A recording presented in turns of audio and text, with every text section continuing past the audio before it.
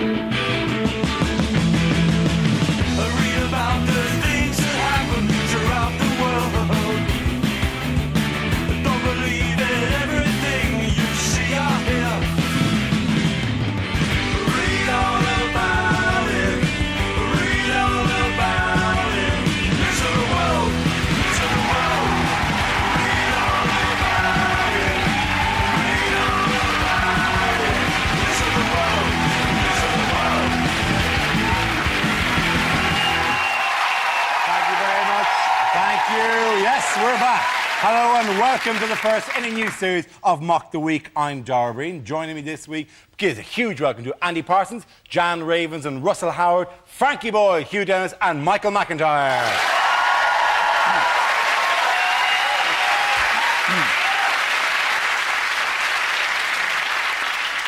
We'll start straight off with the sexiest story, ladies and gentlemen. It's headliners. Here's a picture of Prime Minister Gordon Brown settling into his new office. Wow, feel the energy drain out of the room. What does GBTC stand for? Is it give Blair this cyanide? Is it actually give back Tony's cup? Is Or is it Gordon- Grumpy Bunny takes control? Is it That's a Gordon's... sex toy, is it? Sorry. Is it... You got the new Grumpy Bunny. It's hideous, seriously. It doesn't much vibrate as much as just shrug. Here's an all... Is it Gordon's butler, the Claw? Gordon Brown Termite Cathedral. His body has been used as a place of worship by Britain's termite community. Is it that? Hang on, no, let me check. Is it more down? No, it's not. The Gordon Brown takes charge, takes It's control. absolutely the correct answer. Well done, Yeah. Hugh. There you go. Yes, the answer I was looking for was, of course, Gordon Brown takes charge. This refers to the long-awaited handover of power from Tony Blair to his former Chancellor at the end of June. Are you all enjoying Gordon Brown? Having fun with him? He's stunningly he's dull. I think Can you imagine what the party was like when he took power?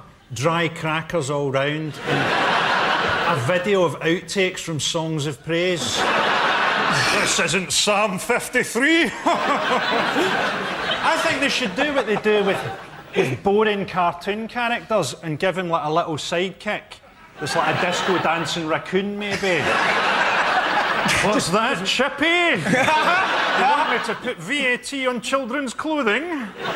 Well, you're the boss. I like the fact that he'd blame his unpopularity on Chippy. Or would Chippy be constantly moonwalking behind him out of view? He should walk forward and then back in again. That's the way Chippy works. Yeah, pretty much. Okay. He does look pretty uncomfortable, doesn't he, Gordon Brown? And I think that's because not a lot of people know he's actually blind in one of his eyes. And I think so, as people do know that he should wear a little patch. You see, nobody would muck with Britain then, would they? If we were run by a pirate. The trouble is, he wouldn't be some sort of swashbuckling sort of Jack Sparrow thing, would he? He'd look more, with a patch, he'd look more like the bear from Children in Need. We'd have the Right Honourable Pudsey running the country. Does that mean that there would have been meetings between Blair, Brown and Blunkett and only 3 good eyes in that room? the worst thing about that is the other thing is. Blair could have run in the blind spot while they were chatting. And Brown could be going, I can't wait for him to go, I've never liked him, I'm going to overthrow him. And he's like, surprise, I was here all along, you didn't see me. But the other thing about that cabinet was that Jack Straw has tinnitus, so he can't hear anything. So he's just got a constant buzzing in his head. So it's a blind man, a half-blind man, and a man with tinnitus. It's not... It's like the Wizard of Oz or something. They should all join forces like Optimus Prime did to create his one true self. Hazel Or Blair's jump a into each munchkin, other. isn't she? Hazel Blair's is only about so high. Hazel Blair's makes all her speeches from down there, doesn't she? She's like kind of pint-sized Hazel Blair. It's like she's pint-sized, she's really, really small, and he only has one eye, so therefore no depth perception. He must think she's a long way away all the time. What's confusing me slightly about Gordon Brown, though, is that everybody said he's had a very good start as Prime Minister, but in the time he's been Prime Minister, we've had an interest rate rise. It hasn't stopped raining, and we've been attacked by terrorists. Yes, it hasn't been a great start in some ways, but yet also it's been perfect. You know, he gets to look prime ministerial while the world's most inept terrorists attack in a really arse from elbow not knowing kind of way. Where they go to a barbecue shop and buy some nails and think by some magical potion they will become a bomb if you phone them often enough from your mobile phone. They're sort of like clown terrorists. Yeah. All the doors fall off their car. The next attack will be by two guys knocking each other over with a big plank of Semtex. But that's it with the phone. What is it? They set the bombs off by mobile. This is quite dangerous, surely, if you get... are they panicking? Wrong numbers? Could this happen? What, does that mean if they ring... Is it their mobile has the... If they ring your mobile, it explodes? Or if you're trying to phone someone, you're like, is Derek there? And like, no, this is detonator. Never phone here.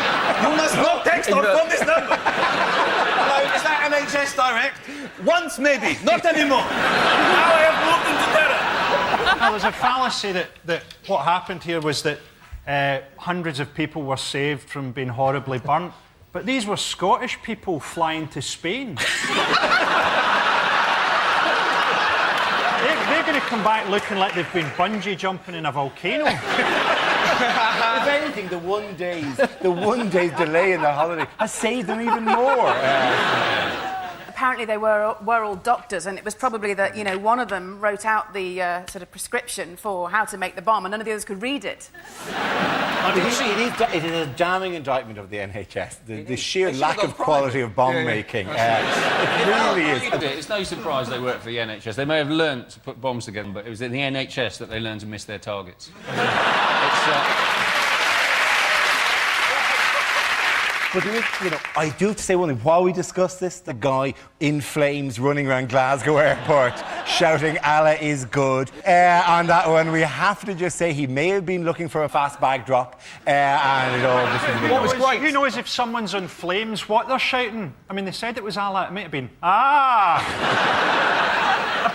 Apparently he now has his mobile phone melted into his body. Although on the bright side, he is now much easier to get hold of.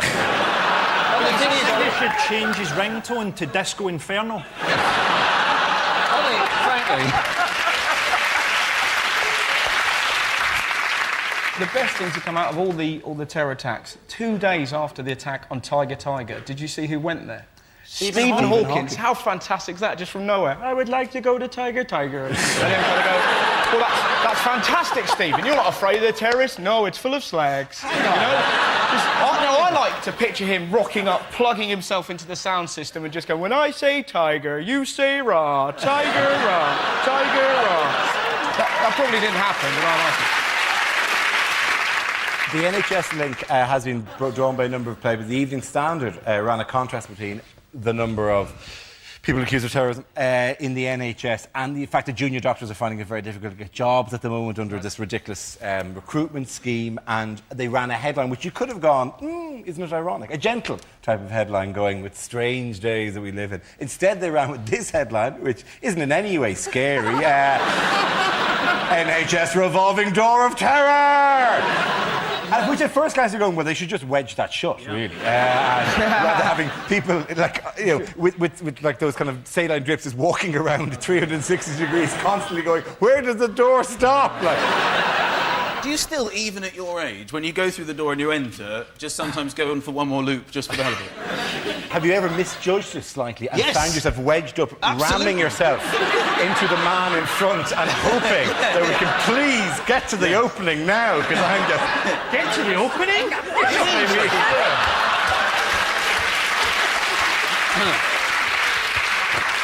By the way, with the new Prime Minister, why, incidentally, were we still discussing the Blair government this week? Because it was only last week that he went.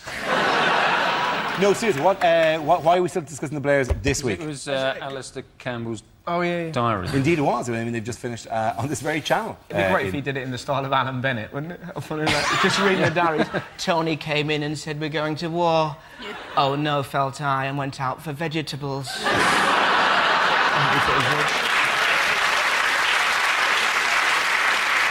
But it's actually a really dull diary, isn't it? He apparently has left out 4/5 of his actual diary because he doesn't want to give David Cameron any ammunition against Gordon Brown and... Yeah, then why release them now? Why not wait 10 years, 20 years? Well, exactly, but he... Because he won't make as much money. Yeah, this is true. That's exactly. I suppose the question was He's less basically- rhetorical than I expected. Really. He's- Once I said it, there was actually quite a straightforward answer. to that particular question. He's actually sexed down his own dossier. What was the most embarrassing thing for Brown in it? Oh, he was stuck in the toilet, wasn't he? Yeah, he was, it's a night- yeah, he was. Yeah. He was when they were deciding who was going to take over from John Smith. Who's stuck in the loo? Brown got trapped stuck in a the loo. toilet. A bathroom, not in the toilet. Wait a minute, Sorry. when they were deciding... Like on an airplane because the suction dragged him down. He's scraping, looking for purchase to drag himself out. He really likes that bit from Trainspotting. coming over. He got stuck in a bathroom and he had to make a mobile phone call to Blair. And Blair had to go and put the key to the window and he had to hand the key out to her. Aren't diaries a sort of weird way to present information in the modern world? Today we lied about our reasons for going to war. Oh look, it's Pancake Tuesday. At the end of that round, the points go to Hugh, Frankie and Michael!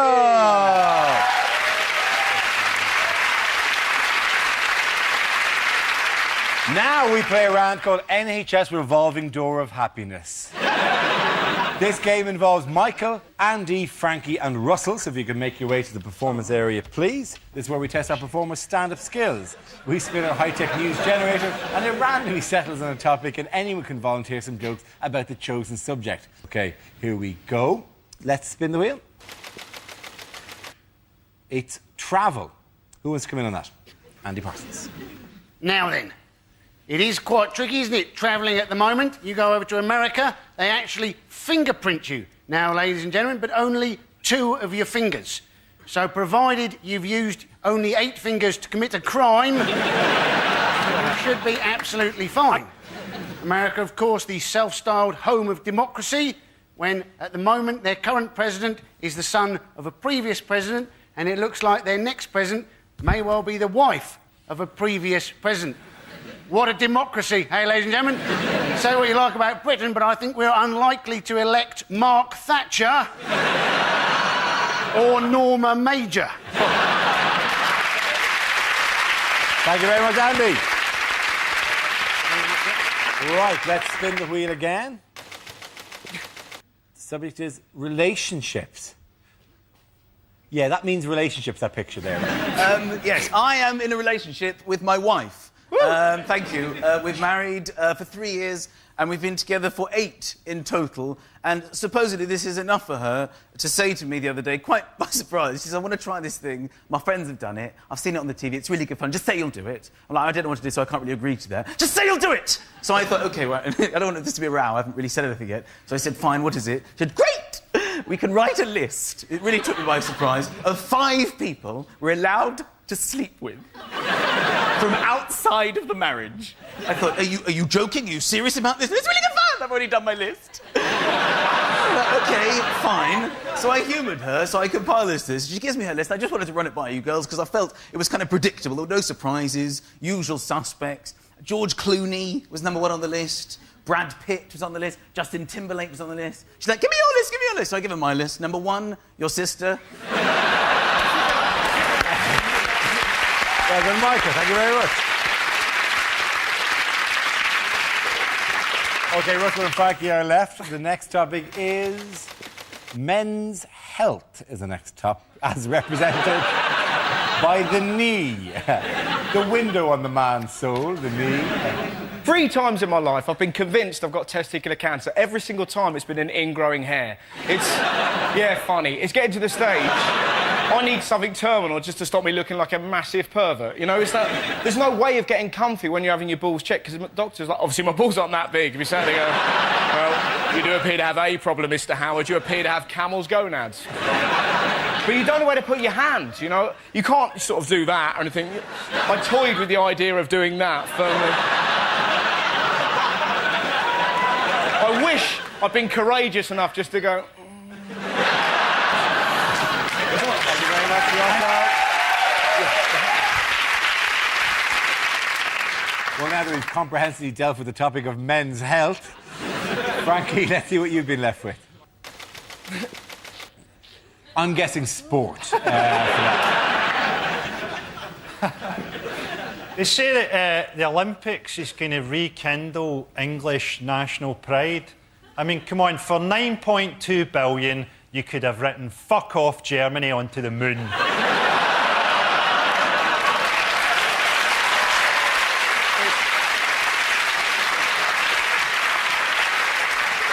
It's good they're holding the Olympics in the East End of London. Means the athletes will have to use extra skill to work out which of the gunshots they heard was the starting pistol. Glasgow's getting in the act. Glasgow's bidding for the Commonwealth Games. Be good to finally see an international athletics event with a crowd fail a drugs test. The East End of Glasgow is already like an Olympic village. Lots of people who struggle to speak English wandering around in tracksuits. Thank you, boys. And Ian Russell gets the point to that one. Come back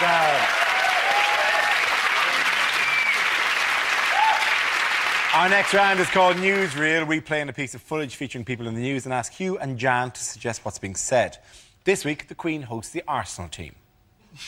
Or maybe if I hide behind this door, she will never see me, so... bollocks. Hello, you're from the Renault commercials. Va-va-voom. That is very funny, your Madge. Let me introduce you to the players. This is Julio. It's easier. Why has he got his hand on his halfpenny like that? Expecting a free kick of some sort. This is Not in the penalty Gilberto box now. and Here. Edmilson. They are Brazilian. Oh, I like a Brazilian. Philip prefers a welcome mat. Yes, but, the old... yeah. Anyway, this is Jens. He is German, like you. Yes, we don't talk about that. And this is Freddie. He is our best-looking player, but yes, he has never married. Oh, I think I saw him at one of Edward's parties, actually. Now, look, I want to know... I found this in my attic, as a matter of fact. I wonder if you could tell me if it's worth it. Well, £30, possibly 30, 20... No, look. Surely Oh, more gosh, than that. it's worth about I £5. tell you, he told me 40 quid, the bastard. That is quite ridiculous. You see, those things, they are available on eBay for maybe £2, £3.50. That includes the packaging. Yes, They're worth nothing, you're Your having a Majesty. laugh, Don't talk to the Queen like that. What do you mean? I tell you, people like you, where I come from, we rounded them up. And then we took them outside and we chopped their heads off. So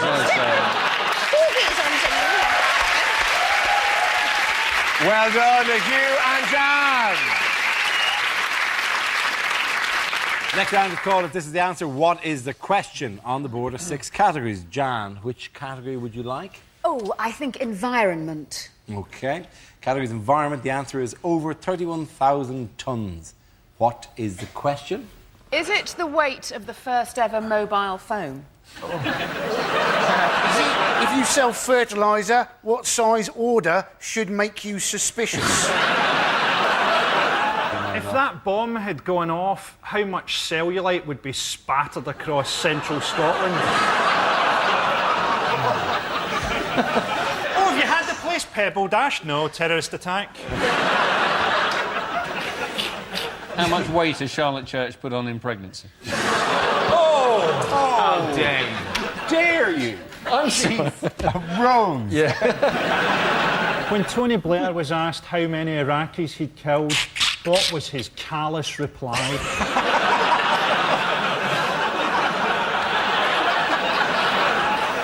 Would anyone like to please make us out with the correct answer? Is it, I think I read this somewhere, is it the carbon footprint of live Earth? That's absolutely right. Well done, Frankie. Very good. Yes.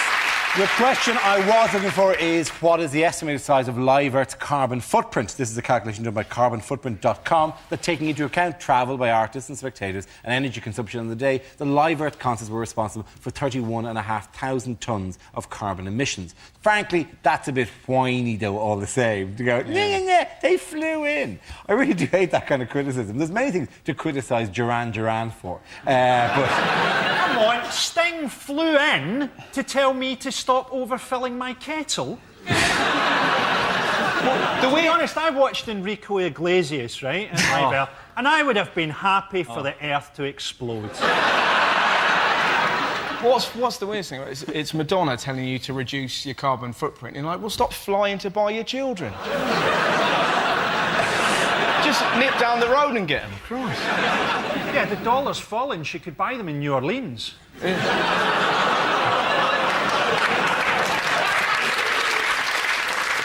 They said I read this thing, it said if you miss one wash a week, you save 5,000 litres of water per year. God bless tramps. It's amazing. They're doing their bit for the environment. One of the facts that I found quite interesting was apparently cows farting is a real problem. Yes. Apparently, it always has been. cows let out 400 litres of methane. They're saying, oh, well, we should all become vegetarian. We shouldn't have so much cattle. But I'm thinking, surely that's part of the problem. Cows are vegetarian, isn't it? If we all become vegetarian as well, we'll be trumping ourselves to oblivion. I've looked into it, and I'm quite optimistic about our future environmentally, because I think just at the point where Britain bursts into flames, it's going to be hit by a tidal wave. I think what would be great would be in 20 years' time, if the whole Earth bursts into flames, and just in our last moments, we see a giant alien hand come down with a marshmallow. Oh, it's so difficult to get one of these going, but it's worth it. We just had the wettest June since records began, which is my favourite expression. Because there's this time, it refers to this time when records began. Before there were records, people didn't know what on earth was going on. People just walk outside, it feels different to yesterday. In what way? Are you writing this down? I'm not writing this down. What did you write it down? What about you? You have a pen. I'm busy, I'm drawing, I'm creating. Is somebody going to keep these records? Then somebody thought, fine, enough, I will do this. Records have begun. Now, that first year must have been quite a record-breaking year, don't you think? Every day, another one tumbling. How did the natural world cause problem for the financial world this week? This was great. This was the bloke who tried to rob a bank wearing a tree branch. He dressed up as an ent, effectively, hadn't he?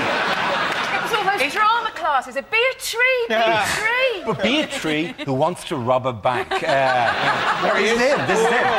He wrapped leaves. He got completely the wrong idea of what camouflage meant. I love the fact he didn't get rid of his moustache. That's what's fantastic. I'll just leave that. He walked to the counter wrapped in leaves like this. God. Like, like some sort of god of nature. He seems to have queued up as well. He did. Oh, yeah, he stood in line. With the guy behind him going, well, I'm going to hang around. Is anyone just paying in cheques? So what was his idea robbing. then? Was his idea that he'd run out of there, stand very still at the roadside, and nobody would find him till autumn? Where's he gone? They'll never find me here. And then a bird comes along and pecks him.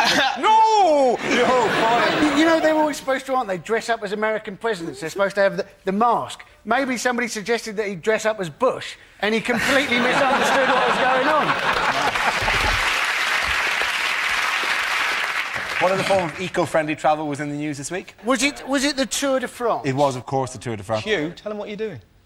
What are you doing? I'm not cycling this. I'm cycling a stage of the Tour de France. You're not. The day before you're I supposed to come cycle in an here. amateur stage of the Tour de France. But It's an not, I'm amateur cycling with the other 169 good cyclists. I'm cycling with 6,000 Frenchmen. When you say amateur stage, have you got stabilisers on either side? Where is it? Well, it's in France, strangely enough. Why are they in France now? How do they get to France? Cycling, Michael! How do they get across the channel? They've been on a ferry. They're there now. They're in Do they Belgium. pedalo? Yeah. Well, do they all get off the bikes and jump on pedals? OK, give that round. In honour of his exertions next week, I'll give that round. I think we'll go to Frankie, Michael, and maybe to Hugh, ladies and gentlemen. Now we come to our final quickfire round called Scenes We'd Like to See. This is for everyone, so if you can make your way over to the performance area, please. I caught ideas for scenarios we'd love to see, and the performers come in with their suggestions. OK, here we go. The first subject tonight is unlikely things to hear at Wimbledon. New balls developing on both the Williams sisters. Well, this crowd have really taken this young Serbian girl to their hearts. They obviously don't know her father's a war criminal. Would the working class family on Henman Hill kindly leave? Putting the middle classes off their strawberries, you know who you are, you filthy mudbloods. A dog has run onto the court and it's beaten Tim Henman. Now, here's a question, John. Nadal, could he turn you? There's no strawberries left. You'll have to have chips. Well, you know, in a way, this rain could be taken as God's judgment on how shit we are at tennis. As the Scottish man holds the Wimbledon trophy aloft, the earth opens and swallows him whole. Cliff Richards there with a wonderful rendition of Dr. Dre's Bitches Ain't Shit.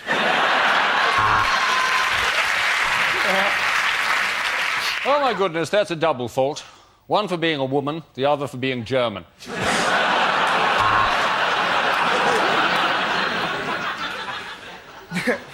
It has just come to our attention that Tim Henman's father died 6 Wimbledons ago and has been sitting there with the same look of disappointment ever since. The next topic is what a newsreader would never say. The football scores now, so you might want to look away if you're a woman or a gay.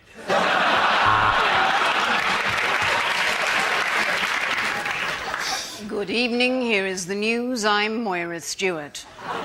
Why did the BBC sack me? Is it because I is black? Just watching that press conference, I wouldn't be surprised if it was her stepfather that did it.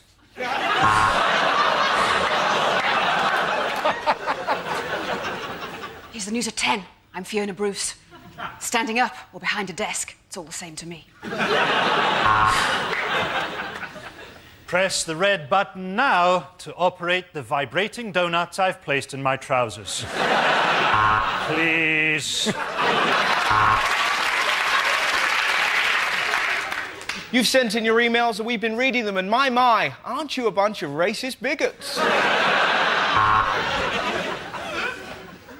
If you've taped that earthquake to enjoy later and don't want to know how many died, look away now.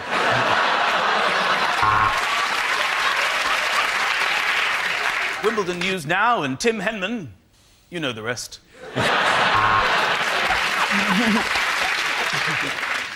News just in. I'm HIV positive.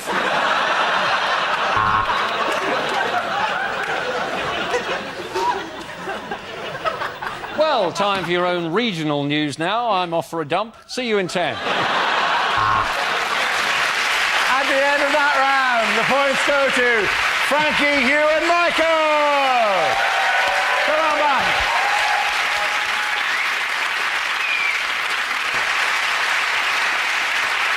That's the end of the show. This week's winners are Frankie Boyle, Hugh Dennis and Michael McIntyre.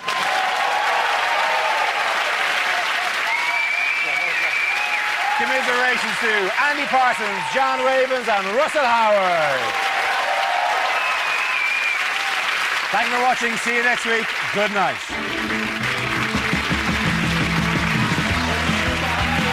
Keep It Comedy next on BBC Two, blasting off for a brand new series. The crew are back with Hyperdrive.